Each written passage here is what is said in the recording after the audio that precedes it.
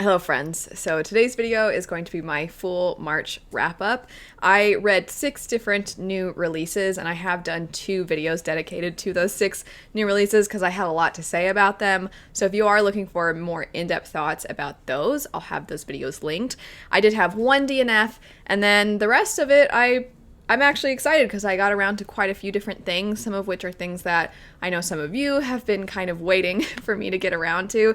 So jumping into it, I am going to start with the new releases. If you already watched those other videos where I talked about them, I'll have a timestamp so you can skip ahead because obviously you don't need to hear about them twice. These 6 books though, one of them was an arc, so I read it digitally and that would be The Bone Orchard. And then we have this little short story novella, which would be All the Horses of Iceland, Gallant, Wild and Wicked Things, A Magic Steeped in Poison, and City of Dusk. The Bone Orchard I described as being an experience. If you pick that book up, you probably want to buckle in for something very unique, very original, unlike anything I've ever read. And it's a book that I think is meant to be confusing for quite a while. And I think that it's very much connected to the character or characters themselves, which you will see when you pick up the book. The kind of general synopsis is that it's a murder mystery. There has been an important figure who has been murdered, the emperor, so kind of the most important figure in this society. And before he died, he was poisoned. So he was able to communicate with our main character and tell her, I believe I've been poisoned. I believe it was one of my sons who murdered me, and I want you to figure out who the murderer was. And so now our main character is trying to do this while simultaneously wrestling with some of her own personal things. And the story, like I said, it's just unlike anything I've ever read. For me, as a result of it being so convoluted, so purposefully confusing, it did affect my enjoyment. Even though I appreciated so much what the author did, I also felt like the world building was really interesting, but because I think the book is more personal and it's sort of about overcoming trauma in a lot of ways, I definitely felt that the world building elements were sort of in the background and not the main focus. So while I didn't come away from it absolutely loving it, I do have a lot of respect for this book. I think that a lot of people, if it finds its right audience, I can see this being one that people are really passionate about and love it like nothing else, because it is like nothing else. I also want to add, I think it's a great one to pick up maybe more in the fall season for those of you that are seasonal mood readers and you like reading something that's a little bit more on the dark, bone magic, necromancy type of feel. If you like reading those around fall, Halloween, then this is a good one to pick up around that time. Similarly, I can say that about Gallant by V.E. Schwab. This is a story following a girl who is an orphan who also doesn't speak. And she is living in an orphanage and then finds out that while she thought most of her family was gone, was dead, that she would never be able to find her family, this mysterious note arrives at the orphanage saying, "You are my niece, and I've been looking for you, and I'm going to adopt you," essentially. And so she's whisked away to this very strange house. And things are not as they seem. There are 3 people living in this house. 2 of them are housekeepers, and one of them is a family member. But again, things are not as they would seem. And our main character has, it would seem almost like this extra sense or this extra sight where she sees ghouls and she sees things that she can't quite tell if they're real or not. But she doesn't seem alarmed by them because they're just fairly familiar to her at this point. She also has this old journal that belonged to her mother. She doesn't really know what happened to her mother other than that at some point she descended into madness, and she doesn't know if her mother is alive. She doesn't know what caused her mother to all of a sudden start having these very strange thoughts. She's trying to piece everything together while also existing now within this house that is very strange and very creepy and it's very atmospheric. I did enjoy the writing a lot in this book. It's not my favorite of V.E. Schwab's that I've picked up.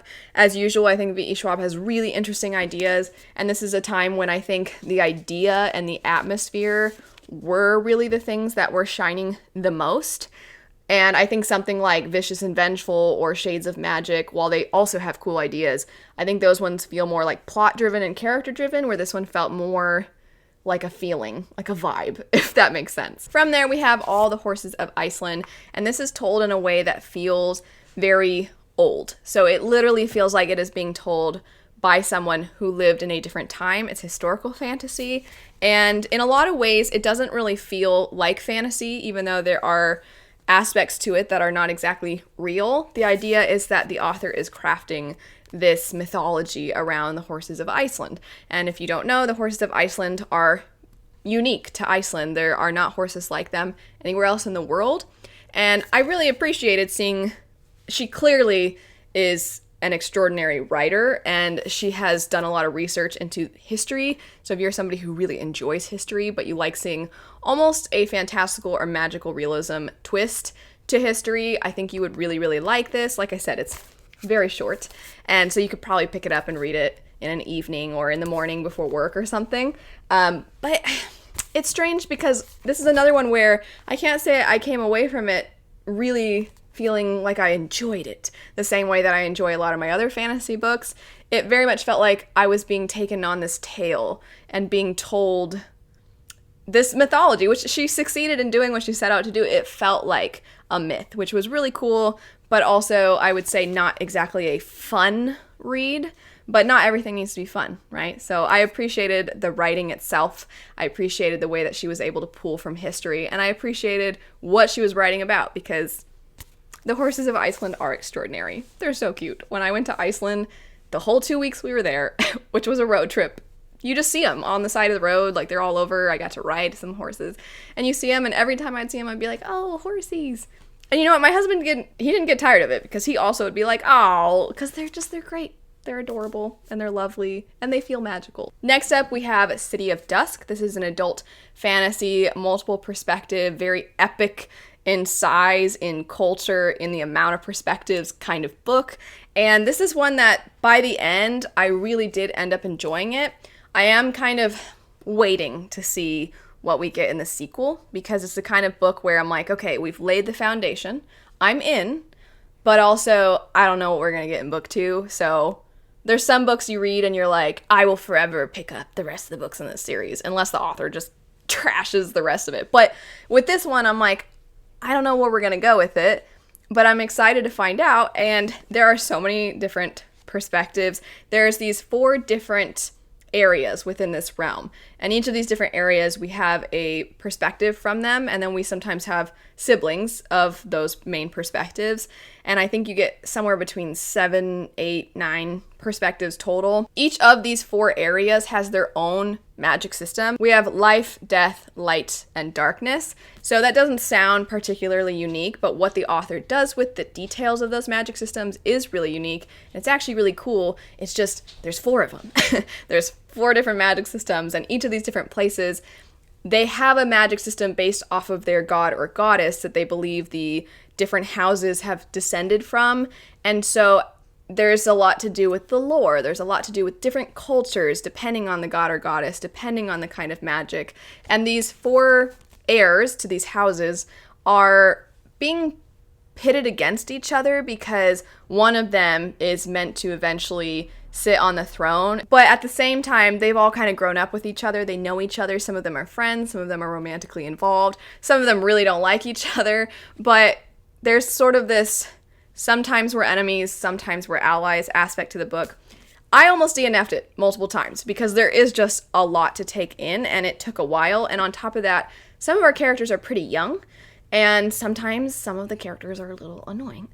So for a while I was like, I don't know. And then as it kept going, I started to become more and more invested. There would be things where I'm like, oh, that's cool.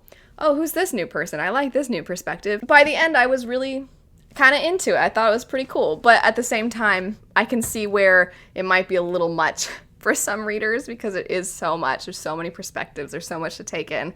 And also, I can see where if you don't really enjoy any of the perspectives, then it's going to make for a difficult read. You want to at least enjoy a couple of them with so many. But anyway, I am very much looking forward to when we do get around to the sequel. Wild and Wicked Things is a Gatsby-like story. I think it is quite its own thing with nods to The Great Gatsby. So the setup is that we are following some characters after World War I whose lives have definitely been impacted as a result of the war.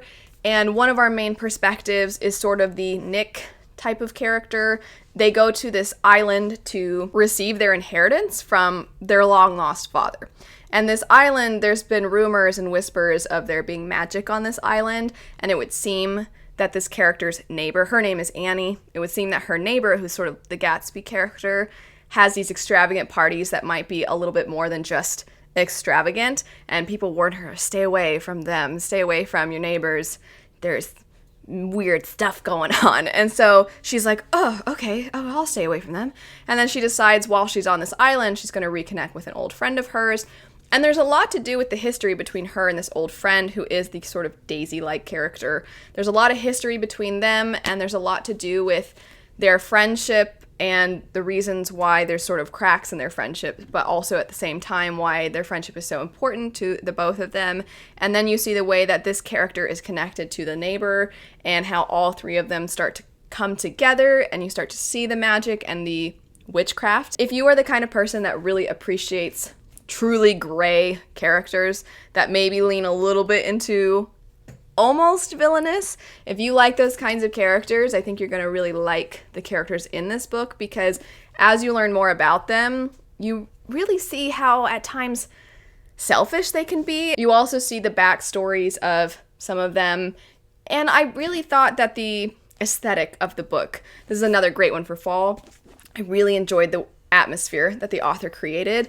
I said in my other video talking about it, my biggest thing though that made it so that it wasn't a favorite was I did feel like it relied on repetition at times. And by repetition, I mean we are kind of constantly seeing inner conflict with our characters where they're wondering, should I do this? Should I not? Should I trust them? Should I not? Should I leave? Should I go? Should I stay? I don't know. And you see that so many times. And at some point I'm like, I don't make a decision and then go with it at some point. You know, like I was getting irritated with the characters. But hopefully that will not be the case for you. Last, for the new releases, we have A Magic Steeped in Poison. This follows a character who is this master of tea making. And she also, there's some magical components to making tea. And at the very beginning of the story, we see that her mother has died and that her sister is currently dying, because it would seem that there has been this poison that's been going around. So she decides to enter this competition between other masters of tea making. And I just think that's such an interesting, one, reason for a competition, and two, the fact that that's the magical component of the story, I think is really cool. And when our character then enters the competition, the reason that she's doing this is because she wants to gain the favor that she would get if she won, that she could then use to try and help cure her sister. So there's a lot of family bond, family ties that is explored, even though you see the character apart from her family. She's constantly thinking about them. She's thinking about wanting to do what's best for them. She's really very selfless in that way. And when she gets to this place, it's so much more grand and stunning and beautiful than she would have ever anticipated and expected. And she's kind of caught up in the beauty initially, only to find that maybe there's some ugliness beneath the surface, that there's a lot of scheming, a lot of politicking going on that is not always motivated by what would be best for the people. And so you do get this competition part of the story while also getting a somewhat political part as well. So I quite liked it. I'm very excited because the sequel is coming out this year. So this first book just came out. The sequel will come out in a few months, and I can't wait to get the conclusion to this duology. The one story that I ended up DNFing this month would be Merciful Crow. I'm actually quite bummed about this. I didn't get very far into it at all. It's just pretty quickly I was like, I don't know, this isn't really connecting with me, so I can't give too many in-depth thoughts about it. I had picked it up after reading Little Thieves by the same author, which I really, really enjoyed. And so I actually had bought the sequel to Merciful Crow because it's a duology, and I was thinking, well, I really liked Little Thieves, so I'm just gonna devour this duology.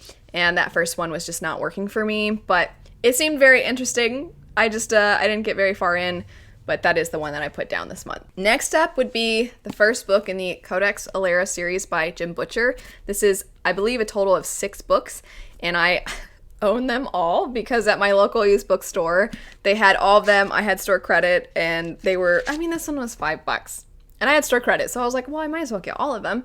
And I'm kind of torn as to whether I want to continue because while reading this, I had so much fun. However, I also felt simultaneously like I didn't quite get enough. And I don't know if it's just that he's only hinting at some things in this first book, and then I'll get more within those other ones. The setup is that we follow several perspectives, one of which is this character named Tavi, who does not have magic. And pretty much everybody has magic through these things called Furies. Furies are sort of, I don't quite know how to describe them. They're like these beings that connect an individual to certain magic, and the magic tends to be elemental. So you have people that have more of a fire fury, or somebody that has more of a wind fury. And everyone basically has a fury except for Tavi. So he is looked at as this freak. People say, they call him that in a very cruel way, and he just very much feels down about himself. But he was my least favorite character. He's 15, but I'm like, are you 15? Because you act like you're not. And he's just kind of whiny and just irresponsible, and he throws sort of little tantrums, and he's in his feelings, which I guess is kind of realistic, but at the same time I'm like, ugh, can we follow the other characters? Because the other characters were pretty cool. So we follow his aunt and uncle. They are brother and sister, and they have raised him. His aunt looks after this one particular area of this valley, and she sort of tries to deal with disputes that come up between the citizens of this area. She is very powerful. She has water magic. And when I say water magic, this is another reason why it's kind of hard to talk about the magic system, is because it's not just like, I can manipulate water. There's other things that go along with, if you're a water magic user, you have other powers that you wouldn't necessarily associate with water. Like, they can heal. And then the people that have fire furies can sort of mess with your emotions in a way that reminded me of aspects of allomancy, which I thought, oh, this is kind of cool. It's not obviously exactly the same, but it's reminding me a little bit of that. Obviously, I love Mistborn and I love allomancy, so I liked those components. But anyway, when we have another perspective who has wind magic, and she is awesome. So right away at the beginning of the story, she is discovering that there has been this betrayal, and she is very loyal and dedicated to the person that rules this area. She wants to try and do what's right, and she wants to warn the people that live within this valley, hey, danger is coming. She does whatever she has to do to help warn these people, and she is awesome. She was a great character. I really liked her interactions with another character in the story. I was actually surprised because I'm like, is Jim Butcher giving me one of my favorite romances? That wasn't what I was expecting. So I actually really liked the romantic aspect that developed in this story. It developed a little fast, but I kind of liked it. I kind of liked the two characters that liked each other. But anyway, all those characters, really cool. But the world building it's not obviously a very tall book. Page length, it's 600, almost 680 pages. And I know it would be a lot less if it was taller and if there were more words per page. But it still was fairly long. And I just felt like the plot moved so fast that we didn't really have time to really get to know our characters. And I didn't feel like we had time to really get to know the world and really get to know the inner workings of why this one betrayal is so important, and what is the history with this particular character and his murdered son, and what's going on with this character over here. And then with the magic, I just felt like I never had a really strong grasp on it. There's one page at one point when Tavi is complaining about not having magic. He's like, well, if I were a water magic user, I could heal at least. And if I were a fire magic user, I could do... And he's like going through them all. And I'm like, okay, maybe I should tab this because this is like what they can do. But then there are times where like certain ones go against other ones. So sometimes we'll see the wind magic user, if she's covered in dirt, then she can't really access her fury. She can't connect to it. And I kept wondering, what are the rules and limitations? Because there are clearly some, and those rules and limitations impact the story. They impact moments that are very significant. So the reason I'm torn is because while I had a lot of fun with this book, it was a great time, it moved very quickly, I also don't feel a really strong connection to the book. And I'm like, do I keep going? Because they're not small, and there's 6 books total, so I'd have to read through 5 more of them. So I'm just wondering, for those of you that have picked up this series, would you say it gets so much better, a lot of it's explained, So I think you should keep going, or are you like, I think that the things that you don't love, you're going to see throughout the rest of the series too. So I'd love your advice. Whatever input you have, I would love to know. Completely different from that book. I read a picture book called Night Owl. I mentioned this in a book haul. This is not the cutest thing. Oh my gosh. So I bought this for myself for my birthday because I went to buy something else for myself, and then I saw this and I was like, what is that? That looks so precious. And it's just a really short little picture book, you know, meant for a 4-year-old or something. But I don't care. It was so cute, and it follows a little baby owl, an owlet that wants to be a knight, and he wants to work the night shift, which would be a knight that works at night. And he just wants to be brave, and it's so cute, and it's so silly, and the artwork is really beautiful, so it made me happy. That's all I have to say about it. It was cute, it made me happy, and that is all. After that, we have Caraval and Young Elites. So I have made a few different lists of books that I want to try to get around to this year, and some of them are backlist. So I'd read other books by these authors, and I wanted to go back and pick these ones up as well. With Young Elites, I have enjoyed everything that I have picked up by Marie Lu, so I picked up Young Elites and read this first one, obviously, and I will continue with this trilogy. I think it might be one of my least favorites of hers thus far, but I didn't dislike it. For those of you that are fans of X-Men, you know how Magneto is all about we need to make sure that we are not mistreated, and we should use our powers to put everybody else in their place. And you're also like, I mean, they're kind of like the bad guys, but you are also like, you're also interesting, and I completely understand why you feel this way. So that's like the Young Elites.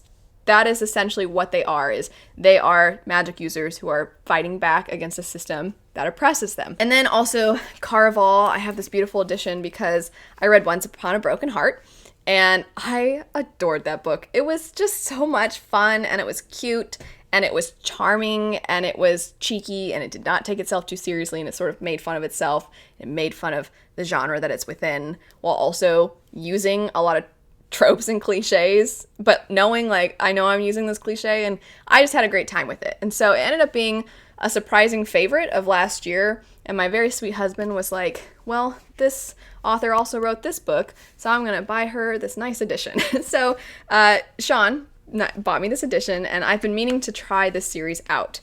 Basically, none of my friends like this series, which is why I was always kind of not in a hurry to pick it up. But after reading Once Upon a Broken Heart, I thought, let me give this one a go. And I definitely don't dislike the series the way my friends do, but I also didn't love it like I loved Once Upon a Broken Heart. The setup is we follow this girl who is very close to her sister. They have a father who heavily mistreats them, and our main character is trying to secure a marriage to someone that will allow her to escape her father, and because this marriage to this person, he is very wealthy, she's thinking, then I can take my sister, sort of save her from our father. And the sister is very carefree. She is somebody who craves freedom, and she does not see that future as freedom. She thinks that's just living within somebody else, that what if that person then mistreats us? So she wants to make a path for herself. And you see these sisters butt heads, but ultimately they do care about each other. And there is this magical carnival-like thing that comes into town, various different towns. It never goes to the same place twice. And it's very strange magic, almost Alice in Wonderland-esque type of magic. And our two sisters have the opportunity to go to Caraval. And when they get there, it would seem that what was this magical, really exciting idea is actually very dangerous, and our two sisters are separated, and then the main character is trying to find her sister and escape.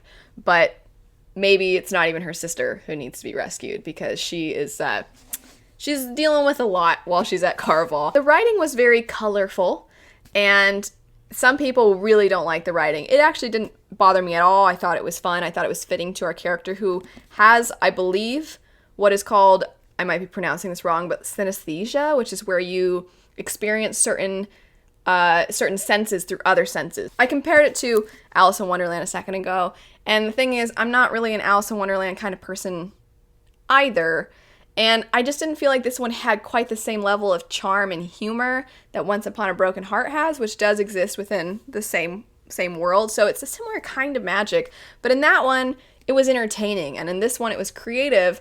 But I wasn't like, wow, this is so cool. And also the romance in the story, because there's kind of a romantic subplot, I just wasn't really all that invested in that either. So now, same with Codex Alera, I'm kind of torn. I'm like, do I keep going with this? I feel like I should with both of them. I should give the sequels a go. I believe the sequels for this series follow different characters each time. And then with Codex, I don't believe that's the case. But yeah, let me know. For those of you that have read this series, also, just like with Codex, let me know, should I keep going? And then from there, we have some nonfiction. I picked up Hood Feminism, which is a book that's actually very critical of the feminist movement, because it's kind of highlighting the way that the things that are focused on in feminism are not actually things that would benefit the most amount of people. And so the author very much goes into things like poverty and hunger and housing and things like that, which should be hopefully the basic needs met for everybody. And so she's very critical of, you know, we see in social media and we see in the news and we see in all these different places these certain things that are constantly highlighted as if these are the most important aspects of feminism, when in reality, we should be looking at the people who need the most help and what we can do to help them. This is the kind of book where I think that because it's sort of like almost a collection of essays in a way. So the author goes over all these various different things, like I was saying, housing, like poverty, like hunger.